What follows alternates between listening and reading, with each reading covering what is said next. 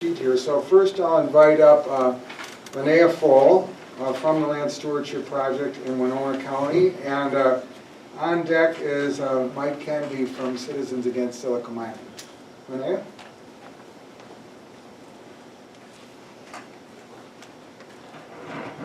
Okay, can everybody hear me all right? Sure. So like Doug said, my name's Linnea Fall. We must have a new energy policy that truly accounts for the changing climate. In Winona County, LSP is in the middle of a fight to ban new frac sand operations, and we're optimistic about that. We have done extensive research, and we know that regulations do not work in practice.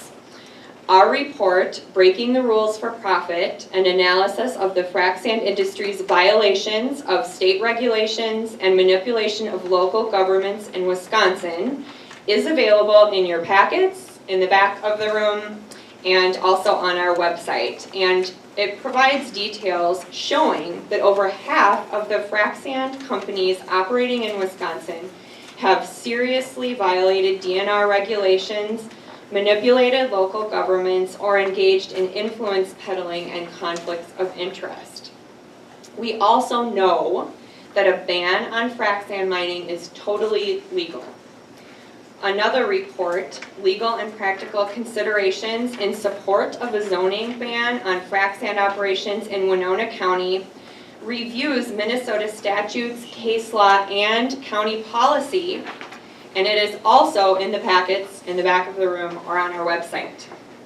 This report is the result of an in-depth, months-long legal analysis and concludes that a zoning ordinance ban will not only be presumed legal by the courts, but also will be far easier for a county to defend than a permit denial through regulations.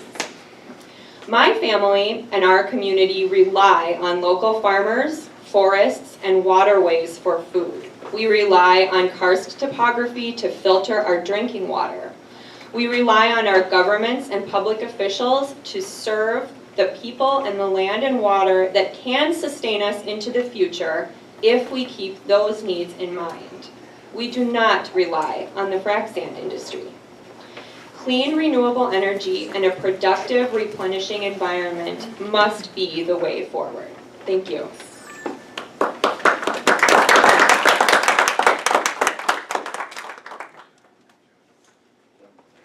Thanks, Linnea.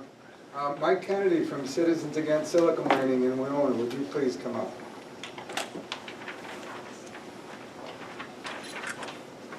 Good afternoon. I'm Mike Kennedy, a member of Citizens Against Silica Mining, or CASM. Our sister cities of Winona and Goodview, Minnesota, approximately 30 miles upstream of here, have one frac sand mine and 6 to 7 frac sand processing facilities within our city limits, far more than any other city in the state. Some of these facilities are embedded in residential and commercial retail areas across our River Valley community. When all were not idle, as they are now, the evidence of blowing dust, water contamination, roadway damage, dangerous semi-traffic congestion, excessive noise issues, and questionable air quality at fence-line property borders was well documented, and public concern was openly expressed. The City Port Authority and several large transportation companies were drooling at the revenue prospects of being a hub for cleaning and transport of frac sand. We had a state very confused and conflicted about mining, processing, and pollution laws, so we were left with the city of Winona and its near total disregard for the dangers of the industry. Having only their old zoning and industrial regulatory laws to work with, regulation was the promise given the public. Few enforcement processes were created or used in the time frame of 2012 to 2015. The proposed state regulations were non-existent. pleas to the state of Minnesota were often answered with, "We're working on it." This is still the situation today in our city, our state, and our county. The only regulatory actions taken are to have the mining and processing companies agree to do self-monitoring and report to the appropriate departments and agencies. Hasn't happened. In other words, the fox is guarding the henhouse. Not only is this unacceptable to all citizens of southeast Minnesota, but we have watched the deceit and destruction within our neighbor Wisconsin and promised ourselves that this sad example of profit and greed, despoiling the land of Earth Day and Aldo Leopold, will not happen in Minnesota. This conference and its promotion of, and I quote from their brochure, "It's more important than ever to be prepared to take advantage of upcoming opportunities. This is the show that will position you for profit and success." This is not welcome here in this beautiful River Valley city, located in the precious and unique Driftless region.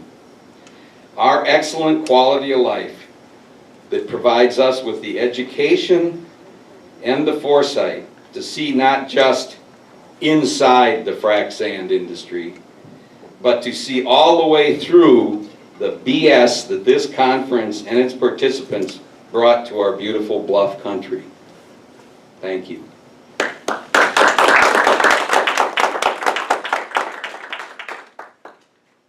Thank you, Mike. Kathy Allen from Coulee Region Climate Alliance. Hello. As Doug mentioned, my name is Kathy Allen. I'm here representing the Coulee Region Climate Alliance. Our goals are to raise local awareness of climate change issues and actions that we all can take to make a difference. The Coulee Region Climate Alliance supports a ban on frac sand mining and calls for further efforts to address climate change. Frac sand mining is aiding and abetting the fossil fuel industry in making our planet unlivable for humanity. The burning of fossil fuels generates greenhouse gases that are altering our climate and will cause catastrophic climate change if we don't transition to cleaner energy sources right now.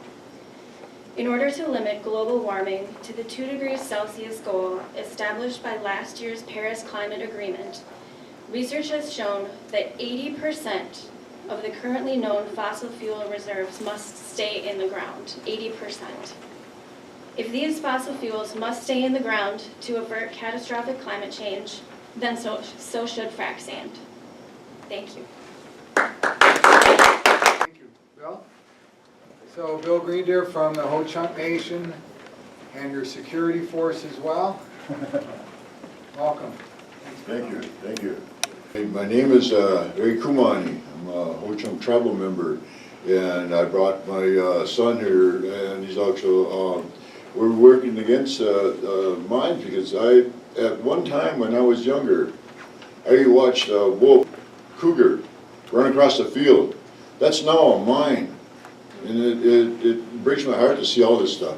To see these mines coming in and piling up all the trees, burning them, piling up all these plants and burning them.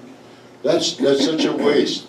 There's so much food there. We could be feeding the people what these mines are destructing. And these mines aren't even taking these resources. I don't even like calling them resources. They're gifts of the spirits. We have to, try to take care of these things. And that's basically what I've been fighting. And now there's a sand mine almost next to my property. The family, I don't really own it, but we're all family caretakers of this land. And the sand mine decided to pollute the sacredness of our property. This is where we have our ceremonies, our medicine dances, our feasts. This is where we take care of the woods. And a sand mine actually comes in and just pollutes it, and knowingly doing it. This is not right. This is not anything that I would ever want to see to anybody. We're all in this fight together. We have to ban these here. I'm in alliance with what's going on, to ban these mines. And I would like to actually just give a second to my son. He's basically very knowledgeable, and he knows what's going on in the legal section. I'm not a legal person, but I'd let him speak to it.